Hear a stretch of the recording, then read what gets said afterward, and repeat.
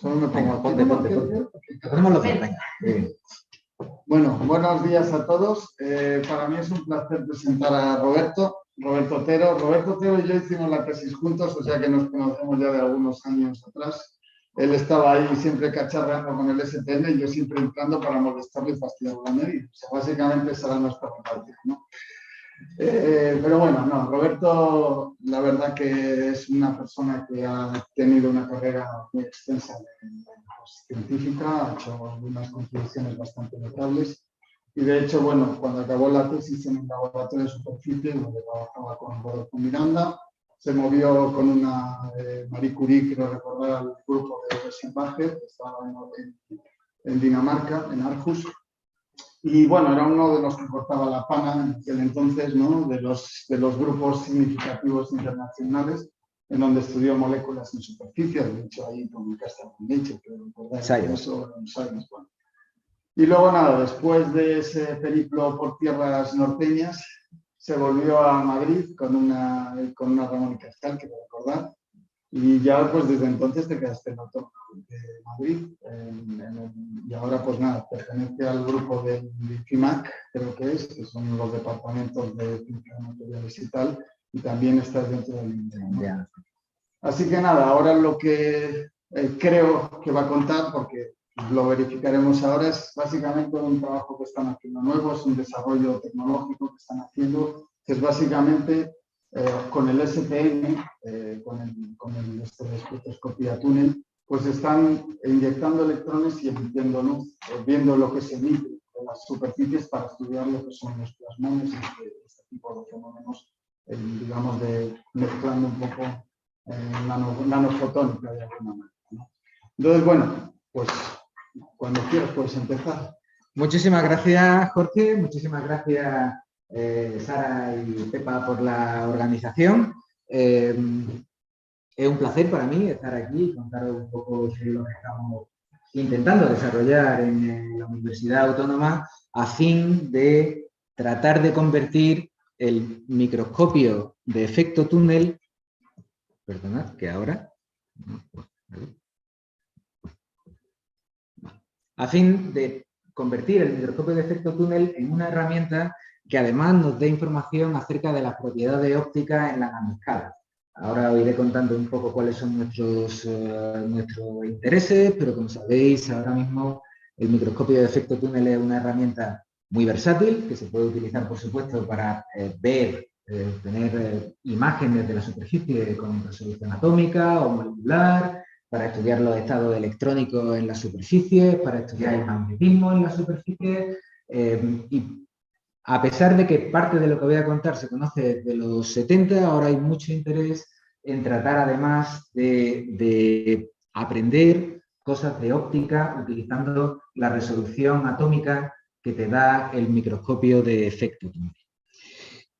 ¿Por qué nos interesa hacer cosas de óptica a nanoescala? Bueno, básicamente, y como siempre, porque hay muchísimo interés práctico, pero también fundamental, en entender las propiedades ópticas de sistemas en la nanoescala. Aquí he escogido pues, una serie de ejemplos que sencillamente aparecen mencionados en este review reciente en Science, y veis que se pueden hacer cosas muy interesantes, desde construir un multiplexador para ir sacando desde distintos puntos luz de distintos colores, hacer ingeniería de longitudes de onda, hacer ingeniería de la dirección en la que se emite la luz de emisores cuánticos, ingeniería del efecto de la polarización en la reflexión de la luz por superficie, etcétera, etcétera.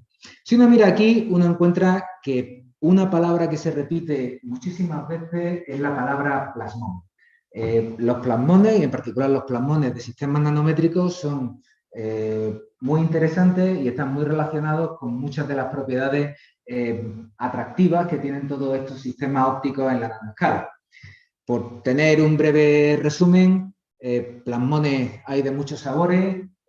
Probablemente el más conocido es el plasmón de volumen, en el cual pues, lo que uno tiene son ondas en la concentración de portadores, ondas en la densidad de carga que están acopladas a oscilaciones del campo electromagnético y que se propagan a través del volumen de los sólidos. Uno también puede tener modos plasmónicos propagantes en las superficies y entre medias de, bueno, en realidad estas dos ramas de los plasmones, la rama de superficie y la rama de volumen, tienen una propiedad y es que no llegan nunca a cortarse con la relación de dispersión de los fotones libres. Y eso viene a querer decir que acoplar estos modos plasmónicos a la luz, ya sea excitarlos mediante luz, o sea, que ellos mismos decaigan mediante la emisión de fotones, no es fácil. Generalmente requiere un poco de ingeniería sobre cómo hacer esto en particular. Además de estos modos plasmónicos, existen modos plasmónicos localizados. Cuando el sistema plasmónico en alguna de sus direcciones es muy pequeño, los modos plasmónicos son localizados, son no propagantes. Como son no propagantes, el número cuántico del momento ya no es un buen número cuántico, no es una cosa que se conserve y, por tanto, estos modos plasmónicos localizados sí que interactúan con la luz de una manera mucho más intensa. En particular, estos modos plasmónicos localizados tienen una propiedad extraordinariamente interesante, que es que aumentan la intensidad del campo electromagnético en muchos órdenes de magnitud. Por ejemplo, aquí tendríamos pues, una nanopartícula de oro en proximidad de una lámina de oro y uno puede ver cómo en la región de contacto el campo se puede aumentar en prácticamente 10 a la 6, factores del orden de 10 a la 6.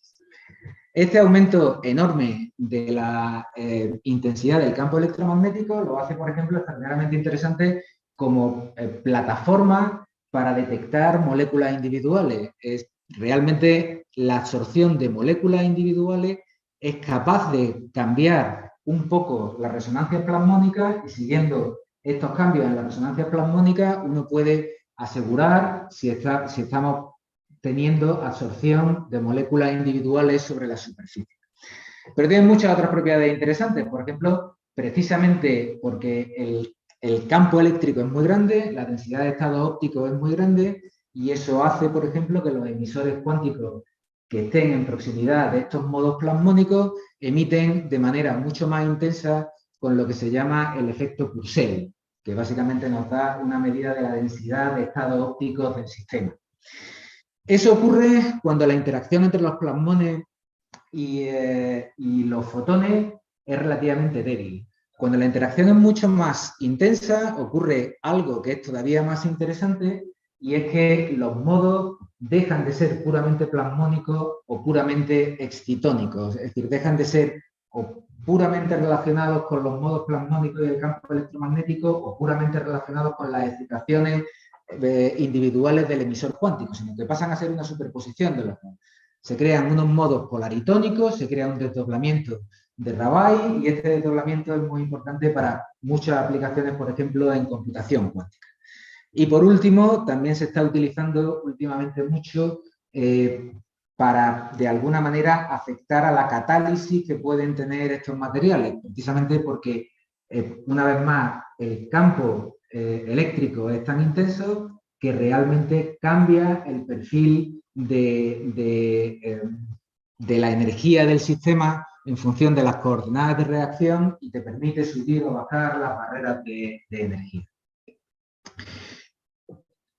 Dejadme que me centre en un ejemplo en particular, este que os he contado antes, del desdoblamiento de Rabai. Aquí lo que tenemos es, una vez más, una nanopartícula de oro que está muy próxima a una superficie de oro. Entre medias hay esencialmente un material orgánico y entre medias de ese material orgánico hay algunos emisores cuánticos, en particular algunas moléculas orgánicas. Y como veis, aquí uno es capaz de detectar este desdoblamiento de Rabai incluso a temperatura ambiente, lo que permitiría explotar cosas de, por ejemplo, electrodinámica cuántica en dispositivos de temperatura ambiente. Esta geometría ahora mismo está trayendo mucha atención, es lo que se llama nanoparticle on mirror, y en realidad cuando uno la mira ve que es extraordinariamente parecida a la geometría que uno tiene en un microscopio de efecto túnel. En un microscopio de efecto túnel no tiene una nanopartícula, pero sí que tiene una punta metálica que termina en una sección muy pequeña, que está cerca de otra superficie metálica, y aquí en el gap se van a producir modos plasmónicos localizados. Cuando uno inyecta corriente a través de la unión, parte de esa corriente, como luego vamos a discutir un poco más, es capaz de hacer túnel de manera inelástica, es decir, según cruza la barrera túnel pierde parte de su energía, esta energía se invierte en excitar el plasmón y parte de estos plasmones que excita decaen radiativamente, de manera que colocando un sistema óptico a la salida del microscopio de efecto túnel, uno puede recoger esta luz y aprender acerca de los modos plasmónicos del sistema. Esta geometría, como digo, es muy interesante porque ha demostrado que uno puede tener acceso a fenómenos de acoplamiento fuerte entre la luz y la materia, pero tiene también una serie de desventajas. Por ejemplo, la geometría de la cavidad no es controlable. Uno no puede regular el tamaño del gas. Uno puede hacerlo de manera estadística. Uno puede tener muchas partículas, unas serán más grandes, otras serán más pequeñas, y te puedes dedicar a buscar la que a ti te guste. Pero desde el punto de vista fundamental, nos gustaría ser capaces de variar de manera controlada la geometría del sistema. Y eso sí que lo podemos hacer en un microscopio de efecto túnel, porque podemos cambiar la distancia entre la punta y la muestra de manera controlada, podemos pinchar la punta en la superficie para que se recubra de una capa de lo que quiera que sea, podemos de hecho recubrir la superficie en parte con un metal y en parte con otro y estudiar cómo cambian los plasmones según estamos en un sitio o en otro, etcétera, etcétera. Y además, esta luminiscencia está excitada eléctricamente, está excitada porque uno hace pasar corriente. Esto una vez más es útil porque para estudiar los modos plasmónicos, aquí, desde un punto de vista óptico, generalmente uno tiene que utilizar lo que se llaman técnicas de campo oscuro, y es que realmente es muy difícil hacer incidir luz por aquí de manera muy rasante y recoger la luz que sale por aquí. Pero aquí tiene un metal, aquí tiene otro metal, y básicamente tú tienes una resolución con los métodos ópticos que está limitada por difracción. Mientras que en nuestro caso no tenemos ese problema. Literalmente inyectamos corriente y la luz que sale la recogemos. Por otra parte, obviamente, si todo fuera tan... Eso lo hace potencialmente interesante la idea de estudiar propiedades ópticas con el microscopio, pero también es obvio que no debe de ser tan fácil cuando los primeros artículos que describieron esta situación son de los años 80 y hasta ahora pues tampoco se ha avanzado mucho en todas estas direcciones. ¿Qué es lo que nos falta? Nos falta entender cuáles son los factores que controlan la electroluminiscencia túnel en nuestro sistema, y nos faltaría comprobar que podemos de alguna manera ver acoplo entre modos excitónicos y modos plasmónicos en nuestros sistemas. El primer problema que vamos a tratar tiene que ver con algo que una vez más era conocido, que es el problema de que la estructura electrónica tanto de la punta como de la muestra afectan a los espectros de electroluminiscencia.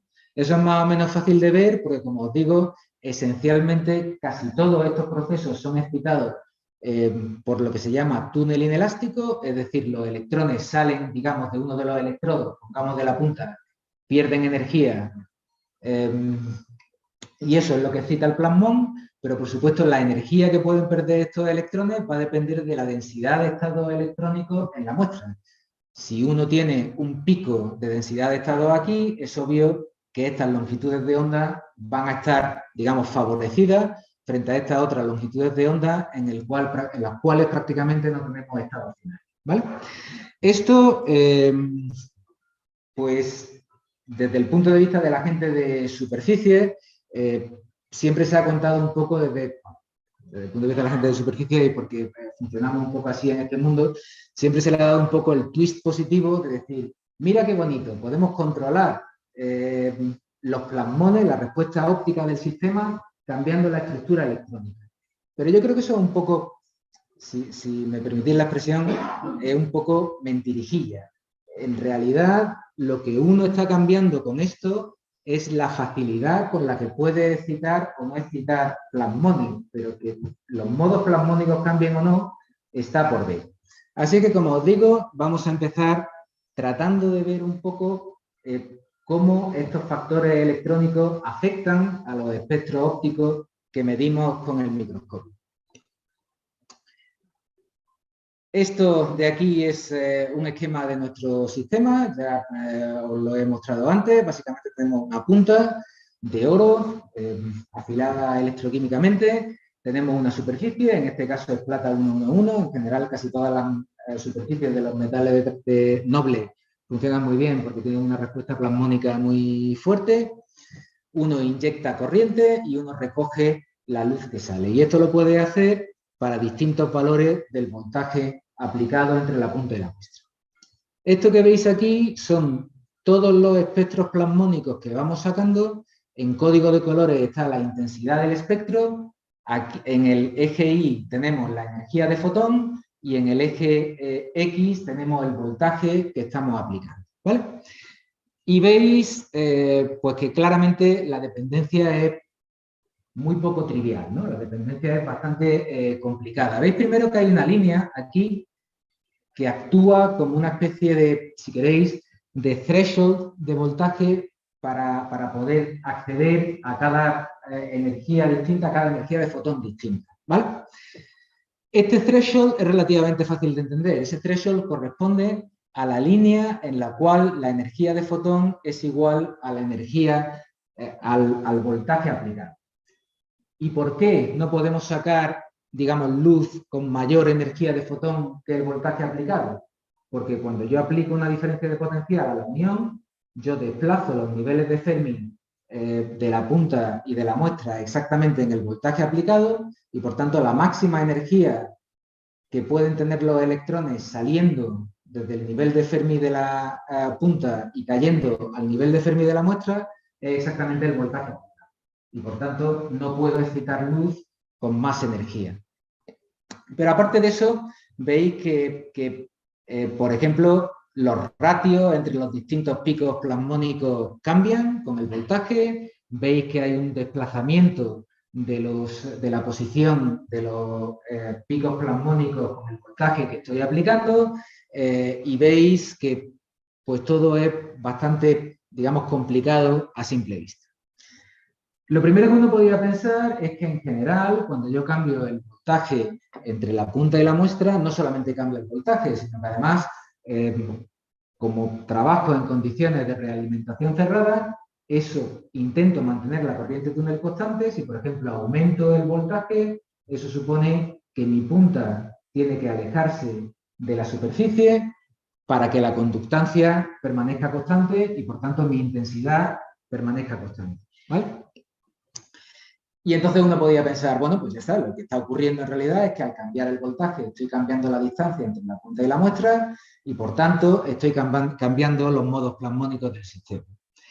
Pero eso funciona regular. Uno lo compara con cálculos teóricos. Estos son cálculos teóricos hechos en el grupo de García Vidal, allí en la Autónoma. Han representado la punta como si fuera una esfera de oro, la superficie como una superficie de plata, y han tratado de ver cómo serían los modos plasmónicos aquí entre medias. Y lo que encuentran es que efectivamente para un rango de valores del radio de la superficie y de la distancia punta muestra razonable, pues uno obtiene espectros que aproximadamente se parecen, al menos en el sentido de que el rango de energía que cubre es el mismo rango de energía que observamos nosotros, y además que hay, digamos, dos picos, uno más intenso a una energía un poco más baja y otro un poco menos intenso a una energía un poco más alta, ¿vale?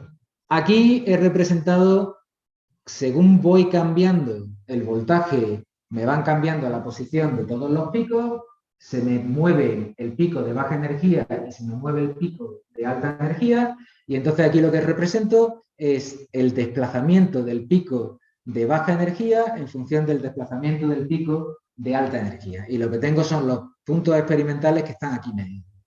Pero la expectativa teórica es esta otra línea que veis aquí. Y como veis, el acuerdo es bastante malo. Así que no parece que solamente por estar cambiando la distancia entre la punta y la muestra, eso nos explique toda la variabilidad de los espectros que nosotros vemos con el voltaje aplicado. Y la pregunta es, ¿qué más podría afectar? Y lo que nosotros creemos es que la otra cosa que podría afectar es, como digo, la estructura electrónica de la punta y la muestra. Nuestra idea es que si la densidad óptica de estado fuera, digamos, la curva negra que hay aquí, vamos a tener un factor electrónico, que lo estoy pintando como una curva monótona decreciente porque sé que sale eso, pero ahora mismo, digamos, podría ser cualquier cosa. Y la luz, la intensidad que yo veo de verdad es el producto de la densidad óptica de estado por este factor electrónico. ¿De qué va a depender ese factor electrónico? Pues esencialmente de cuántos electrones tenga en la punta, cuántos estados vacíos tenga en la muestra y cuál sea la separación de energía entre la punta y la muestra. Y eso viene a querer decir que lo que tendría que hacer es calcularme algo que tiene que ver con esta integral. ¿Cuántos electrones tengo en la punta?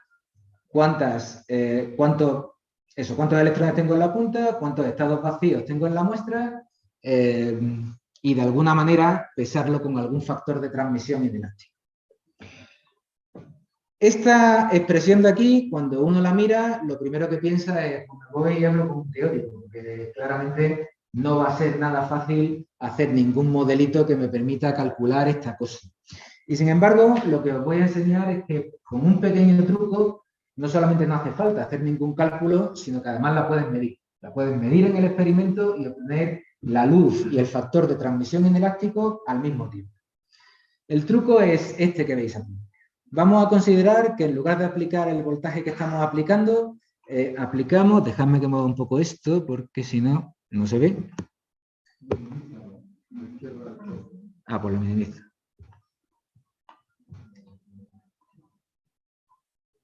Vamos a considerar, si queréis de momento, como un truco matemático, luego ya veremos qué significa eso, que en lugar de ese voltaje aplico el voltaje menos la energía de fotón. Cuando hago eso, lo que estoy haciendo es traerme toda la estructura electrónica de la punta hacia abajo, exactamente la energía de fotón. Y cuando hago eso, entonces esta transición de este estado inicial a este estado final se convierte en esta otra, que ha pasado a ser de un túnel inelástico a un túnel elástico. La gracia de esa cosa es que yo, para el túnel elástico, me puedo calcular cuál es la intensidad de corriente.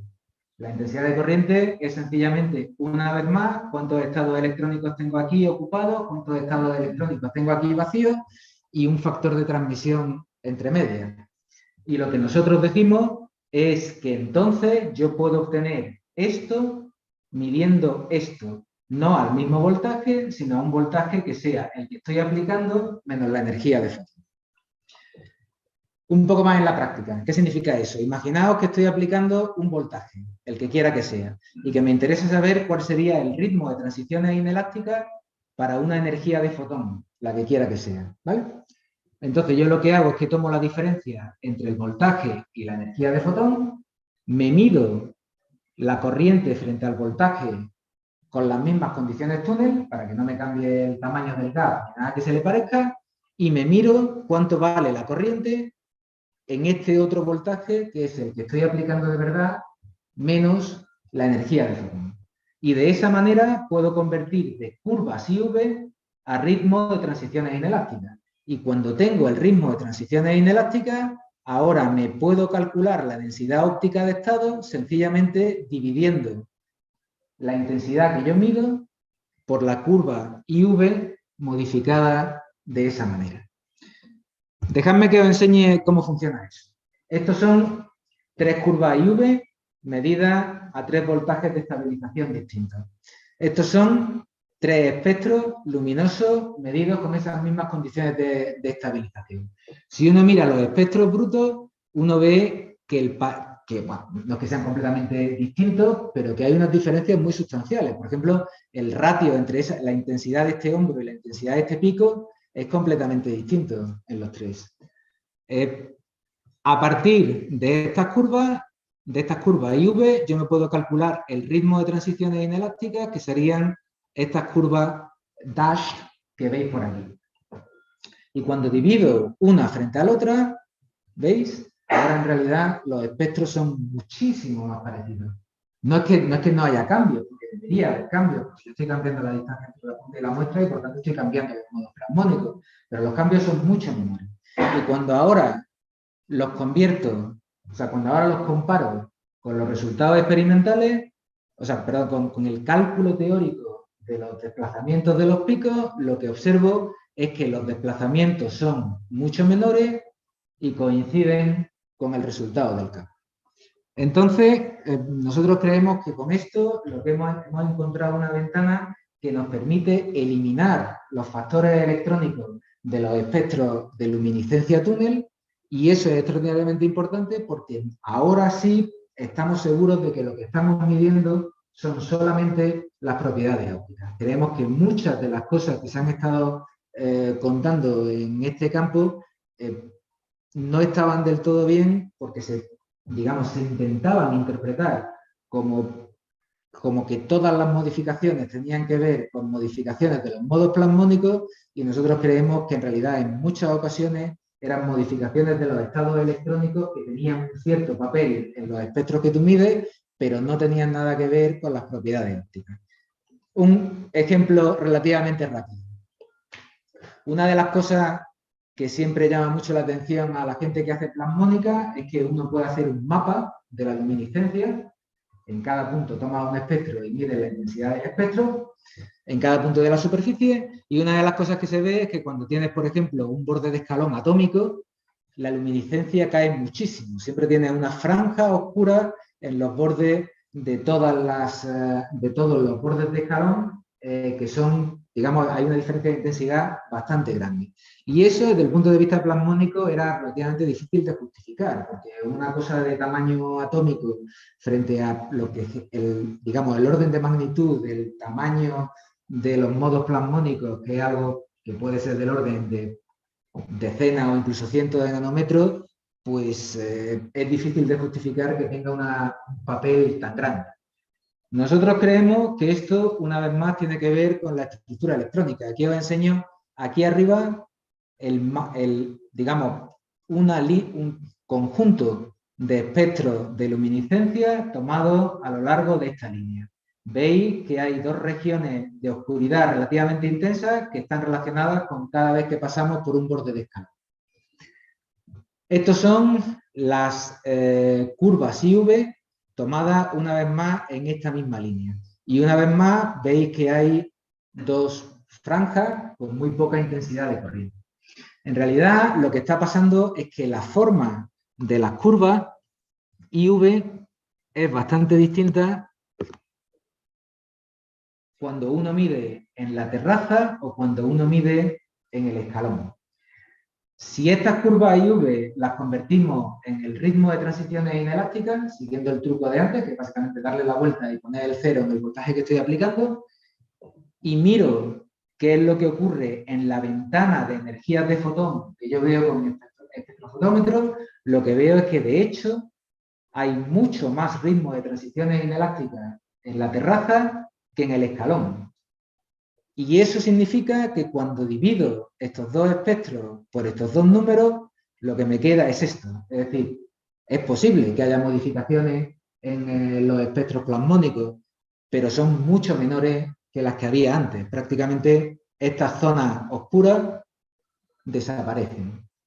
Y, por tanto, el misterio de por qué había un efecto tan grande de un borde de escalón atómico en los plasmones desaparece también, sencillamente teniendo en cuenta que no tiene nada que ver, o que en gran medida no es un problema de cambiar el plasmón, es un problema de cambio en la estructura electrónica.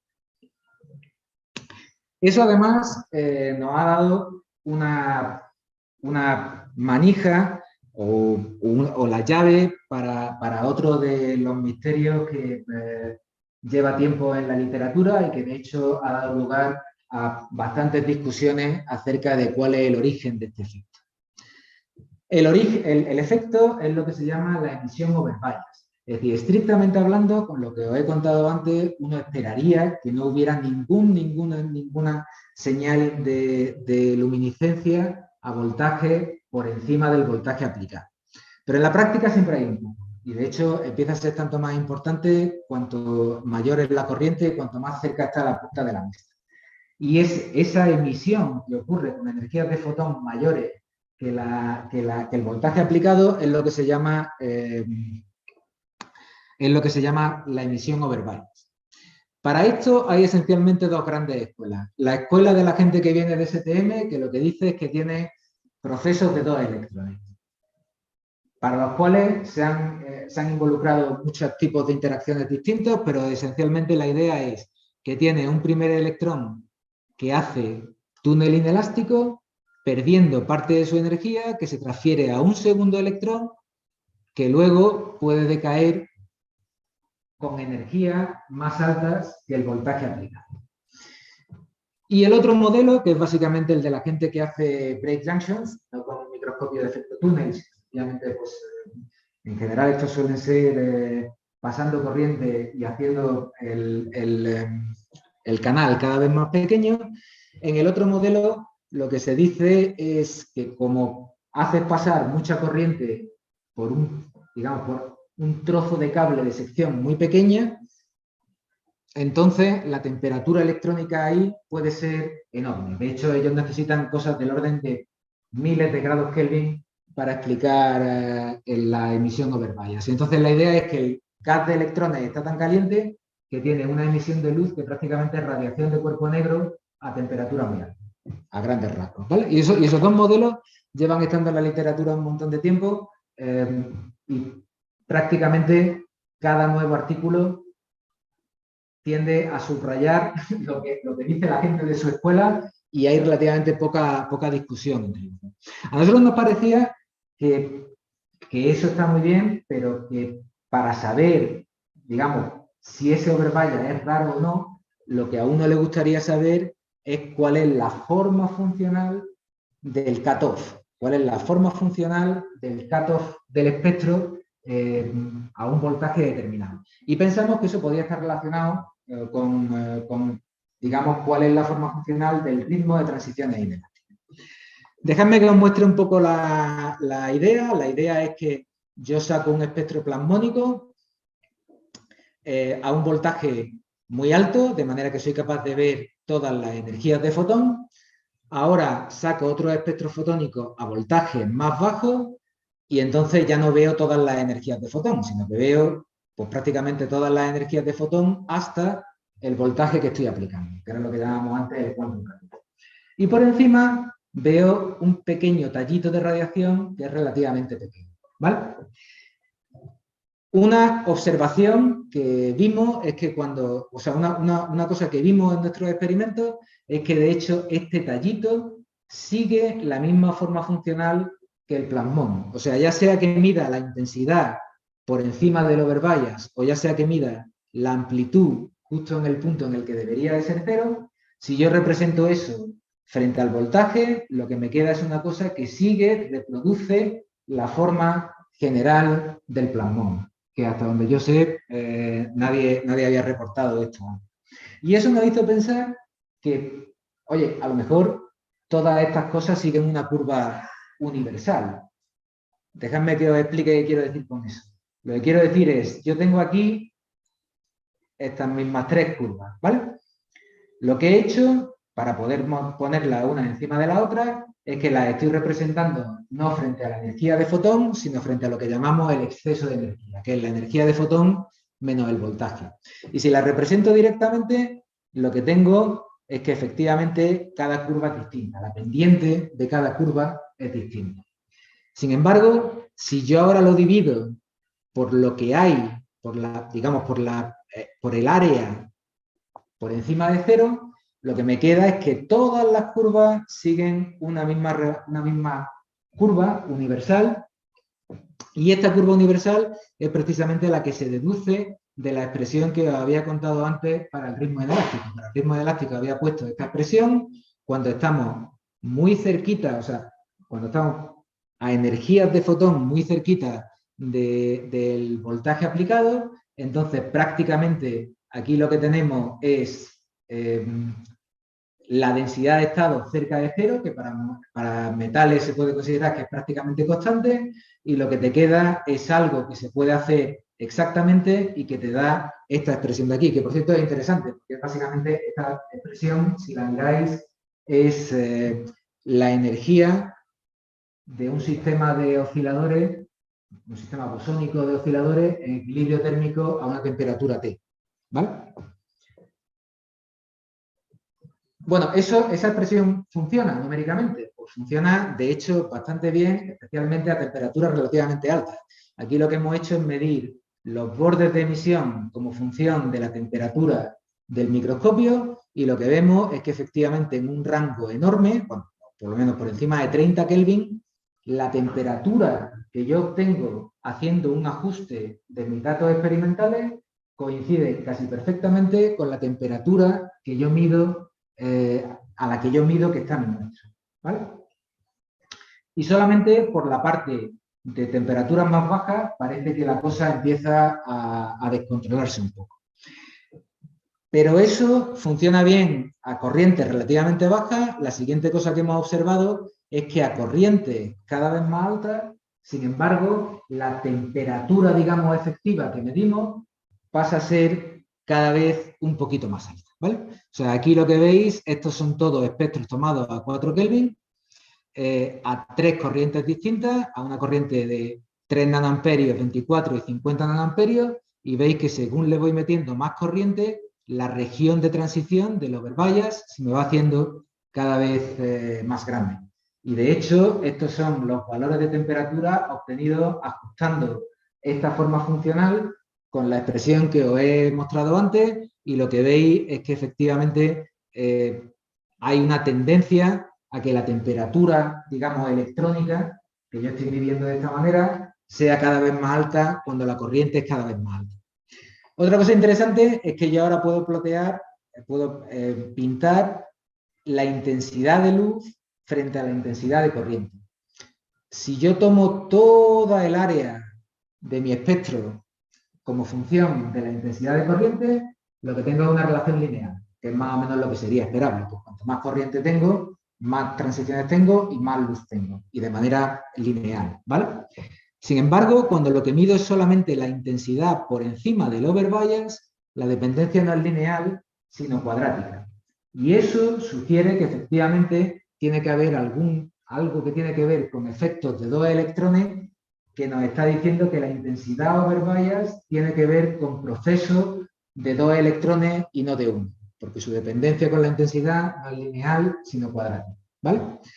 Y entonces tenemos como dos elementos. Los dos elementos, si os fijáis, de la discusión que hay en los artículos. Tenemos por un lado el elemento de la temperatura electrónica, que puede ser más elevado que la temperatura de la muestra, y por otro lado el efecto de procesos de dos electrones, porque la dependencia de la intensidad de luz es cuadrática con la intensidad de corriente. Nuestra manera de reconciliar, o de alguna manera de establecer un puente entre estas dos visiones, es este pequeño modelito que veis aquí. Aquí lo que pensamos que puede estar ocurriendo es lo siguiente: es un asunto que tiene que ver con tiempos de vida, y es un asunto que tiene que ver con la cinética de todos los procesos que estamos viendo. La idea más o menos es la siguiente. Imaginaos que en T igual a 0 hay un electrón que hace túnel de la punta a la muestra. En tiempos muy, muy cortos, por debajo del picosegundo, antes de que el sistema le dé tiempo a relajarse, lo que ocurre es que te va a quedar un hueco en la punta y te va a quedar un electrón caliente en la muestra, ¿vale? Pero claramente eso va a ocurrir o solamente va a ser importante en tiempos muy cortos por debajo del picosegundo. Cuando estoy en el rango entre el picosegundo y los cientos de picosegundos, lo primero que ocurre es que hay una relajación electrónica, es una relajación de la energía, una redistribución de la energía entre todos los electrones, pero como el acoplo entre los electrones y fonones generalmente es pequeño, en esos primeros instantes no es demasiado importante.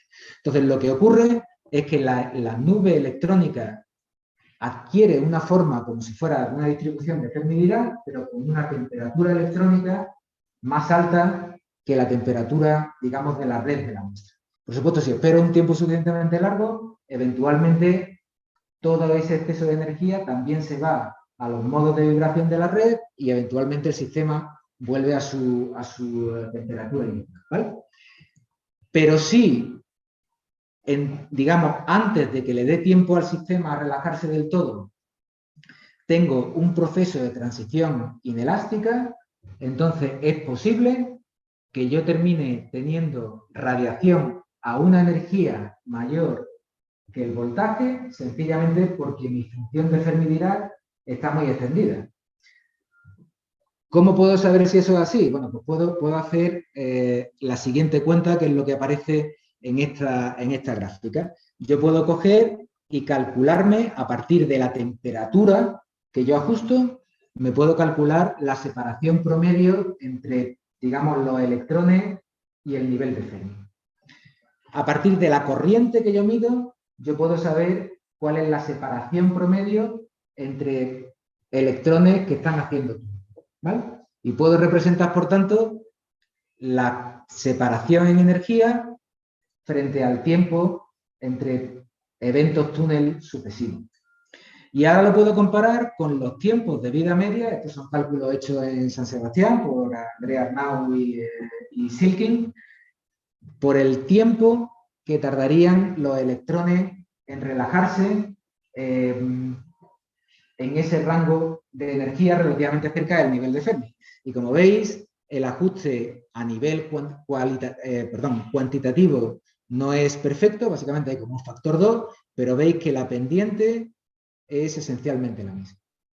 Así que lo que nosotros creemos es que toda esta polémica que había en la literatura se basa en que realmente las dos cosas son verdad, es que hay un efecto de estructura, hay un efecto de temperatura electrónica alta, pero ese efecto de temperatura electrónica alta no es que el gas de electrones esté permanentemente caliente y por lo tanto emita como un cuerpo negro, sino sencillamente que hay unos tiempos de relajación y cuando tu corriente es alta, la separación entre eventos túnel es corta y cuando la separación entre eventos túnel es suficientemente corta, puedes, digamos, ir sacando instantáneas del sistema según se va relajando térmicamente.